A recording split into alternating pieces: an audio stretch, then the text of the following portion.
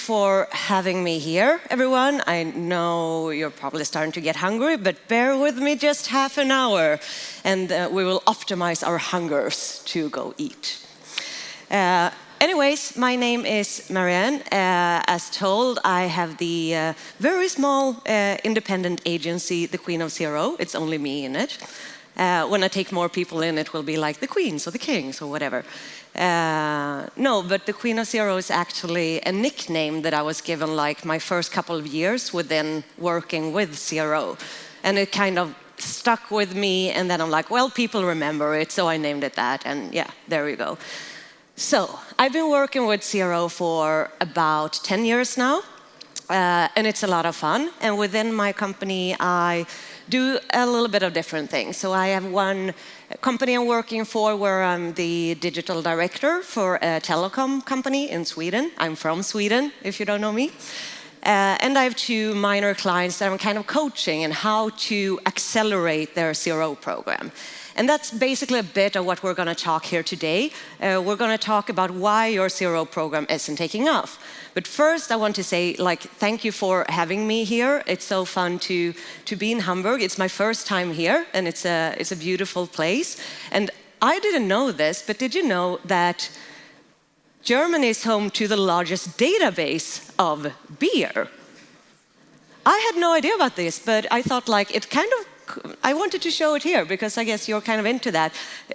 I guess it was like some kind of people who wanted to optimize their beer drinking or something. So they created a database. I'm like, yeah, of course. And you have the Analytics Summit here. So maybe it was someone in this room even. I don't know. Let's jump into the talk and talk about CRO. And one kind of mission or vision that I have is talking about data, insights, and action. And I got this particular data from a Gartner report that an agency in Sweden printed out. And it says that about 90% of organizations around actually collect data about their users, right? Then we have about 35% of them who create insights based on that data. But only about 10% of those take action based on the insights. And I mean, why even collect data if you wouldn't take action on the data? Why do we actually collect that data then? It seems, like we don't need to. So I'm always working with this data, insights, action. Whatever we do in digital transformation or feature releasing or anything, we need to do it because it's of value to the user. Because the data point is just another word for something that the user currently or previously did, right? So when we are looking at a CRO program, we usually measure its maturity by something like this diagram. You have different kind of pieces put together here that you put like a grade on. So we have resources, competences, data collection, digital analytics, quality, velocity, and tooling. So basically all of these combined is one way of measuring your CRO program. Then, of course, within these different variables, they can be specified to your organization. But how we do this is that for each and every one of these, you have a level that you kind of grade it on, and under these levels are different kind of maturity phases. So we're going to just look a bit deeper into the phase of the digital analytics to see how that looks within the world of CRO. So it could look like this. Level 1, where you have your basic web analytics, like GA reports, for example. That's it. Level 2, you add advanced web analytics setup, whatever that means, but more advanced than basic.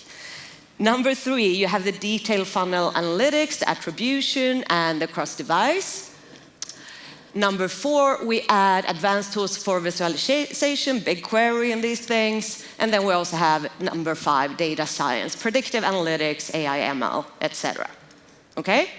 So we have these 5 stages that kind of measure the maturity within our CRO program for our digital analytics. But now let's take a look at our CRO program and what that process for an A/B test actually looks like. So you have these different stages within the CRO process for an A/B test. We won't go through all of them, but you kind of get the picture. When we then add in the stages of our digital analytics maturity, we have all of them here, 1, 2, 3, 4, 5. Let's do that kind of quick because we've seen them already. If we look and compare these, what we actually see is that the digital analytics that we're seeing here in the maturity basically only goes into the first analysis part. Perhaps the second one too, at the number 8. But not much more than that when it comes to the entire CRO program. And the entire CRO program actually works with data during it. So what we do have, if we look at the data flow down in the CRO process, is that we have a lot of different places here where we also work with data. So hypothesis is formed to target metrics. That will say a lot of the outcome of the tests. We have new designs added as a function of analysis. We have data from users in the test are being added into new segmented groups.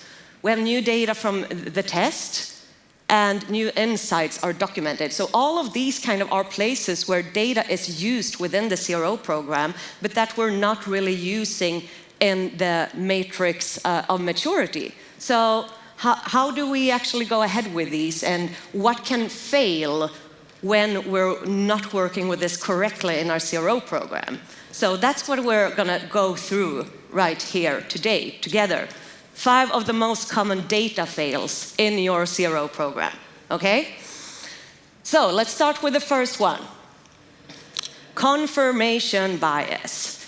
So what this actually means is that, like, usually we kind of cherry pick where we want to go within CRO, but we can also very easily be biased in that.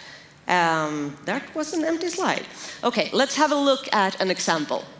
Let's say we have this very easy hypothesis. If we change the copy of this like call to action button, the add to cart will increase. Let's say it's an add to cart button, we change the copy, the hypothesis is that add to carts will increase.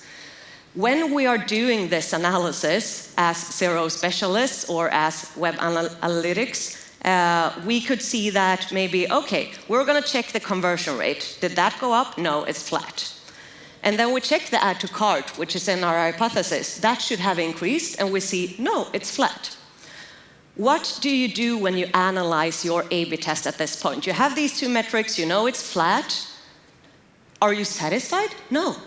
You're like, well, maybe if we check add to carts only on the product pages, we might see an increase. So you add that to basically your hypothesis, but to your reporting, and maybe you see then, no, nothing happened there either. There wasn't any change. What do you do then? Are you satisfied? No, because you want your test to win, right? So you go down even deeper and say, let's look at add to carts on the product pages, and then we will remove the numbers from remove to cart, and maybe that total will actually give us a winning test. So basically what you're doing is you're switching up your entire hypothesis into something else. This third one might be the right way to go, but it's not what you said in your hypothesis. And you have to think about this when adding basically your primary goal and your secondary goals for, this is very like, easy made up, but you have to add that really, really clear in your hypothesis, otherwise you'll just be biased to your own things. And just digging a little bit deeper into this, I'm going to show you basically the pyramid of hierarchy. There are loads of these. I stole this one from Ruben de Bauer. So we're just going to go through it, and this kind of points out your risk-taking of decision.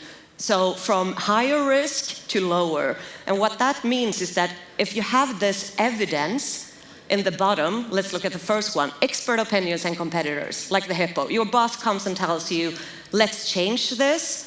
So the risk is very high of this being a biased choice, okay? Because someone is just thinking that this will work. The next step in that is user research. So that's a little bit better than just our gut feeling, okay? Then we have the data, of course. We do everyone here also does reports and things like that. So we have the data supporting our decisions, which is great.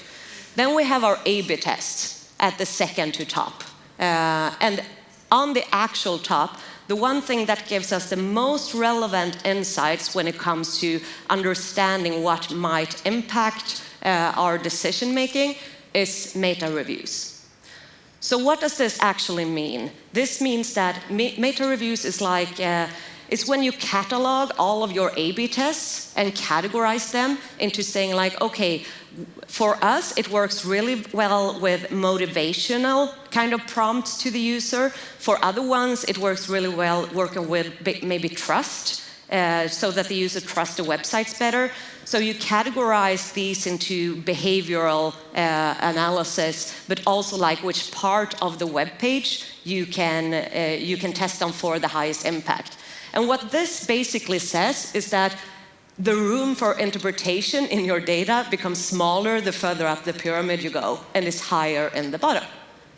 So basically, from this first confirmation bias thing we usually fail to look at, it's to ask yourself the question, are you actually data-driven or are you driven by your own bias? And we're all kind of at the loss for being driven at our bias, but working with this pyramid can help us actually viewing that and how big our biases actually are. Okay, let's jump to the second one, sample sizes. And I would say that this is one of the most common mistakes I've seen with all of the clients I've been working with. So let's have a look at first at like a usual, A/B testing tool result. So it might look like this. And I've had clients coming up to me and saying, yay, we have a winner. And then I look at the numbers and I say, no, you don't. But also it's not really their fault, because the A/B testing tools, some of them, not all, but I've seen it quite a lot, that they actually say that this is a winner. And if you don't know what I'm talking the conversions per visitor, which here shows a total of 231. And in the different variations, you have then 77, 79, and 75. What do we say? Like we need above 250 conversions in each variation to actually be okay with that level at a minimum. And I mean, if there are marketeers doing the A/B test and this is what their A/B testing tool is telling them, of course they would be happy and say, yeah, perfect. But what we need to do, and what you guys in this room need to do, because this needs to be kind of handled by people who understands and knows data for the CRO team to execute on, is that you kind of need to look at, okay, we need a 95% significance. Maybe for some of you it's 90%, but you can do an AA test and find that out. I won't bug you with that. About 500 conversions per variation and an 80% power. If you have all of these, not one of them, all of them, then you can say you have a significant winner or loser, right? So basically I would say execute the AA test, evaluate the results and set your limitations and document and shake on it. Like all of these has to be true for a test to be a winner. So when I talk to my clients about this and they say, okay, but 2 of them are true and the middle one is not, so does this mean it's almost a winner? And I'm like, no, it means it's inconclusive. You cannot say anything. You need to like iterate on it and redo it. And they hate me for this because I'm kind of keeping them from not moving forward. But what I've seen is that if you have these data points in place, then you will be able to accelerate your CRO program much, much faster in the end. Because that's why they're standing still now, because they're not doing this thoroughly enough. And they have done all of these common mistakes that we're going through today. So, ask yourself, are your results really valid? Let's go over to the next one, the wrong metric, okay?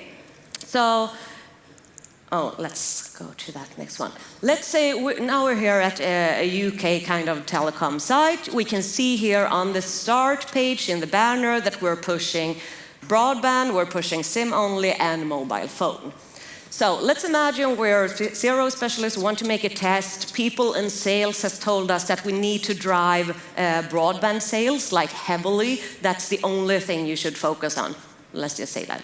So we're going to do a test where we change this hero into only pushing broadband.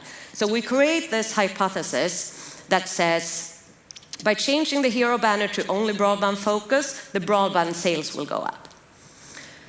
And I'm not lying to you that this is a very, very common mistake that I've seen so many of my clients do, that they put the end metric into the hypothesis itself as the primary goal for the test.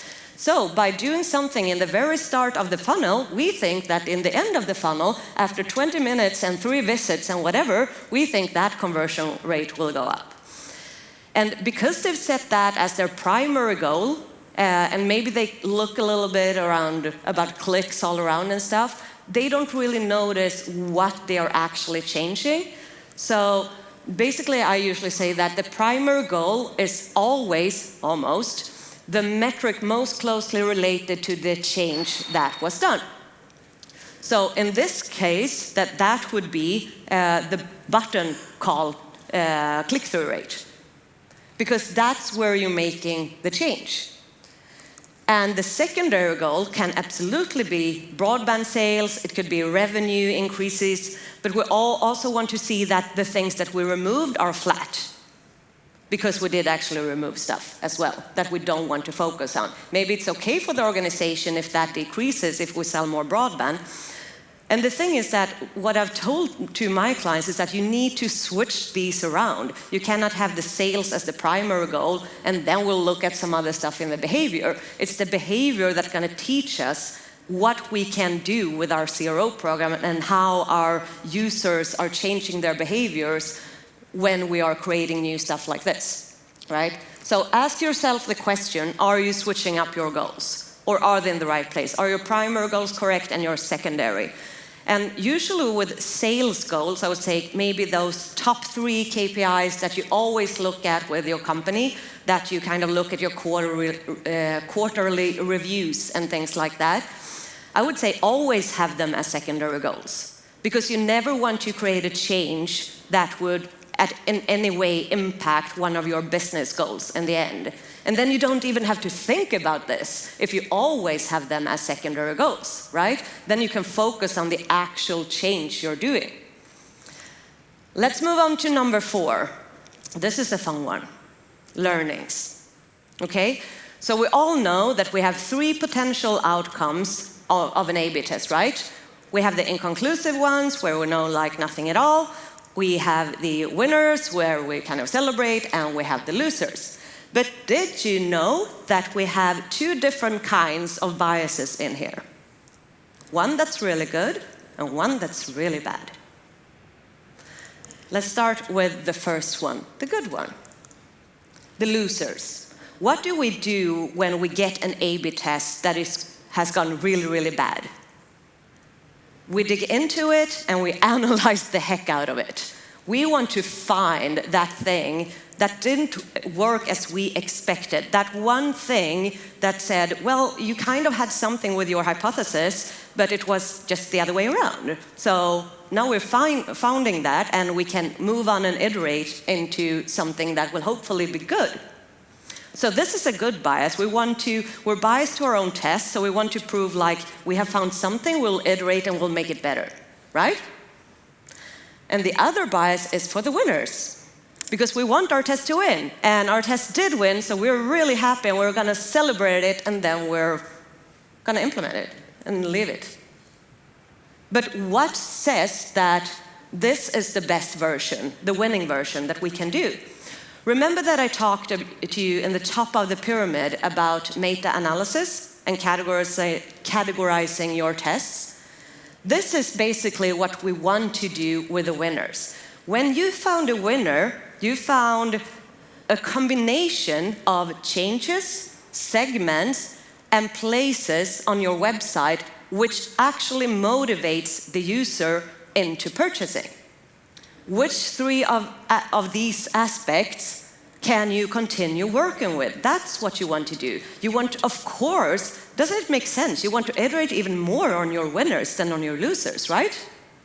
But we're constantly chasing the loser into finding a better version of it. So this is where our bias also kicks in. We're just happy it won and then we're leaving it. We don't think, oh great, maybe I can do even better than that. So ask yourself, are you really learning from everything? Okay, the fifth and last one that we're going to talk about today is the context. The context is really, really interesting because as I've kind of asked with all the organizations that I go to, it's like, okay, so where do you want me to focus? What's that like one goal of focus? And it's impossible to say because, you know, when we do these kind of changes and tests, of course, I can get everyone to click on one particular button. I can just make it orange and all over the site. But we can't do that because of the context, right? So let's have a look at a couple of examples. So here we're at Sephora. Let's say that they are going to make an A/B test on a new release coming up, which is this one. So it's quick entrances into different types of categories, right? Let's say this test was a winner, and a lot of more people went into these categories, which is amazing.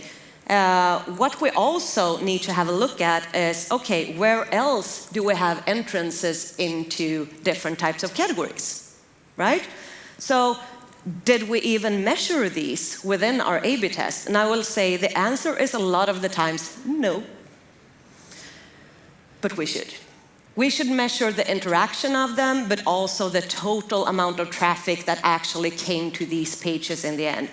Because otherwise we're just stealing space from like each other on our website, saying like, oh no, now we should have like these, we want to have more people go into the categories new and our bestsellers, that's really important. So let's just put them in there, but we're not doing anything with the old stuff. I mean, how many category entrances do you need really? Of course there will be more people clicking on something if it's right in your face, but what about the other things?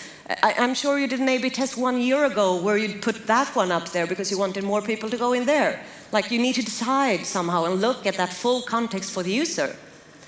So let's look at a real example from my last workplace, Co-op in Sweden. So it's basically in Swedish, but I did the navigation in English so you'll understand something. So let's look at the top navigation where it says shop, okay? So this is on the start page. We wanted to change this into the wording shop online because we thought it made more sense because we have physical stores as well. So the hypothesis that we created looked something like this. By changing the copy to shop online, more people will click on the button and find their way to the online shop. Quite easy.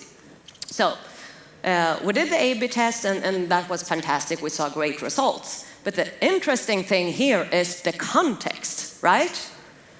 So this is the start page. Where else on this start page do you reach the same location as this button does? So we have this. You won't know this because it's in Swedish, but I'm telling you. This goes to the same page as Shop Online. And that can be fine, like there are separate entrances, one is navigation and one is more like an image content entrance. So it could be easy to separate like both the clicks, how many is clicking on both of them, and the total traffic to the website. But there are always things that are hidden that we don't see because we have a little menu, hamburger menu, where we have the same items as in the normal menu or the big menu, where we also have shop online, the same link. So then imagine, like, if we missed this, what did we miss when it comes to, like, our mobile? What kind of hamburger menus do we have there? Did we have 2 there as well? And these were also set up in our analytics as, like, basically the very similar or the same click goals. So we couldn't really, like, distinguish them from each other. And also for the A/B test program, should both them be changed or only one? Or what's really in the hypothesis? So these are the kind of things that we need to think about when we look at the context. When we look at basically traffic coming into that page we are lifting up, where does that traffic really come from? Do we know exactly all of the entrances that could happen from? Have we tagged them correctly? And what is happening to the total traffic to all of the other pages? So ask yourself the question, are you really looking at the right results? So if we do all of these kind of data fails, and I would say I've never been in an organization who doesn't do a single one of them, so it's okay to talk about that. If I can talk about it up here, I know you can be honest with each other as well. So if we don't do all of these, like the data coming into our CRO program is also really bad, and then we work more with that bad data, and then the actions of our A/B test will also be really bad. So we need to be really on top of these. So what we have gone through here today then, that all of us will go home to our CRO programs and look at and say like, okay, this we need to kind of figure out if we're doing it. And yeah, it's the confirmation bias, it's the sample size, the wrong metric, the learnings, and the context, right? But for everyone in here now, it's no longer our data fails. That's completely gone, because now it will be your data focus. And that's it for me. Thank you very much.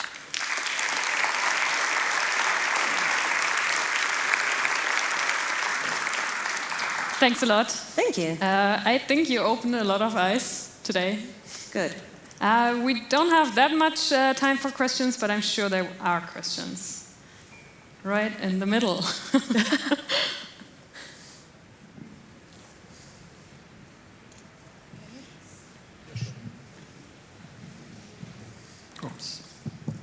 Hi, thank you. Great presentation. I really liked it. And I have a question regarding the sample sizes, because that's something I've really struggled in the past.